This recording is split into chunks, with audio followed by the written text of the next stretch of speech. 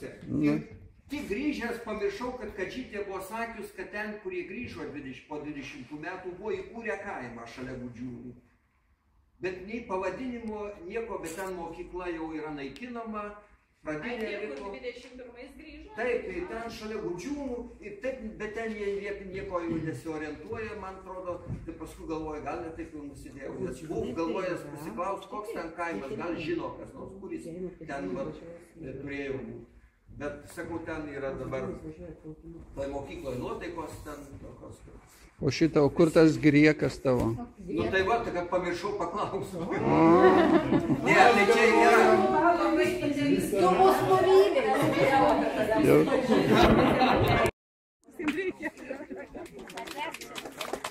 Mirtys. Aš noriu padėkoti Edvardui Kurkenecui, žmogui mintimis ir darbais gražinančiam Lietuvą. Iš tikrųjų, labai ačiū, Edvardai. Jums čia padėka. Mirtys. Ačiū Jums labai, kad dabar mes esam jūsų rankose. Gal nusileisite kažkaip tai biškai autobusą pasišildyti, kiek mes galim 15 minučių. Mes galim ten teisingus veiksmus, kai kuriuos atlikti. O kai nevažiuos. Atvykom.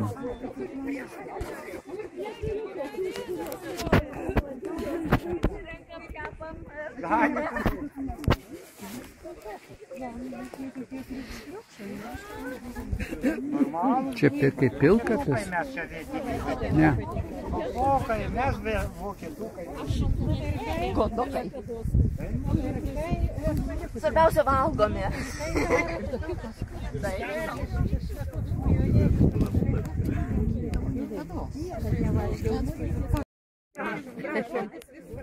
Tik tai patyli visi, kad girdėtumėm. Viską darau iš arko. Kryžius. Juk priegnavot gerai. Nu, reikia prižiūrėti. Kiekvienų daiktų reikia prižiūrėti. Kiekvienais metais atnaujinti. Bet jums reikėjo kokį studelį sudaryti. Kaip man šauna į galvą, tokį aš darau. Ačiū ir gerai ir už tai padarė. Aš taip padariau, o kitą kartą gal kitaip padarysiu. Kaip man šauna? Tai papasakokite apie gyrę, paminklus, visus pradėkite. Oi, čia pasakokite. Ne, tai taip, nu, kiek įmanoma, proto ribose. Ai, gerai. Aš kaip visada sakau, yra geras rusiškas posakis, každai kulik svojo balotą hvalė. Nu, tai aš apie mūsų gyrių galiu pasakoti čia visų dienų. Čia tiek įvykių būta ir gal ir bus, kad čia mūsų, ne mūsų kraštas, čia kaip kiti vadina, kad čia Šalčininkų kraštas yra, Lenkų kraštas, čia nėra ką žiūrėti. Čia, jeigu mes giliau įsigilinsim, čia visos Lietuvos istorija. Čia tas kelias, kur mes skirtom, čia yra Vilniaus Krokuvos traktas buvo. Čia šitas kelias vadino Sendko kelias, todėl kad šitas, kur Sendbek buvo vienas, jis už savo pinigus apginklavo 150 vyrų ir čia sutiko caro kariuomenė, kuri žygiavo iš valkininkų ir čia buvo mūšis. Ten ant kalno guli caro kariuomenės leitenantas poručikas Arbuzovas. O dabar aš pasveičiau šį sukilėliam, o ten pastatytas caro. Čia jie dabar bendrai.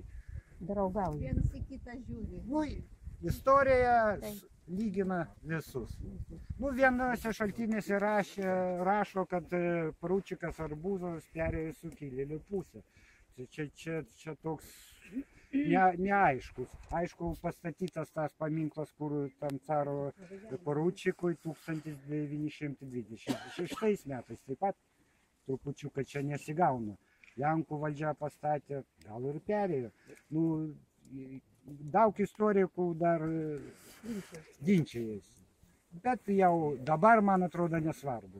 Guli čia sukilėliai, kurie šitą kovą laimėjo.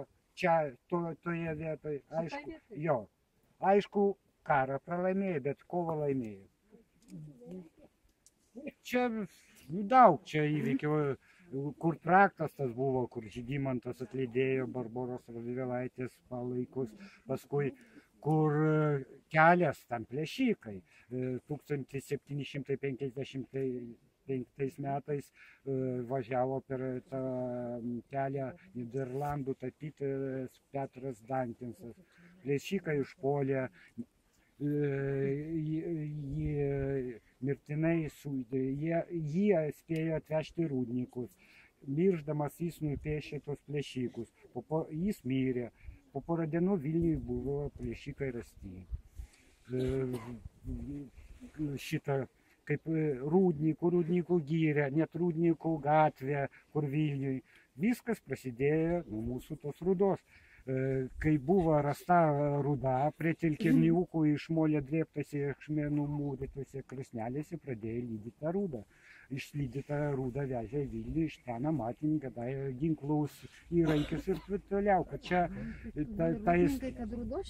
aišku, rūdnikų gyrė, mano katiliniai.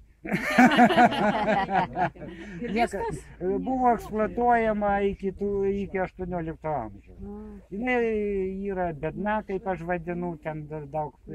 Paskui, kaip atsirado galimybė paimti iš kitur, jau eksploatavimas pasibaigė. Tada palaukit, ir koks ševronas ateiks. Ieškoti. Neparodysiu.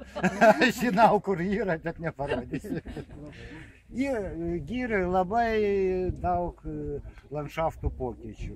Yra ir kontinentinis kopos, ir pelkynai, ir ežerai, ir upeliai. Čia reikia matyti, aišku, ne per valandų. Čia reikia atvažiuoti, aišku, su manim susitarti. Visų ratą 50 km, tada galima pamatyti daugiau. O tos kopos ką, atviros? Taip, smėlynas, grynas smėlynas, kaip prie jūros.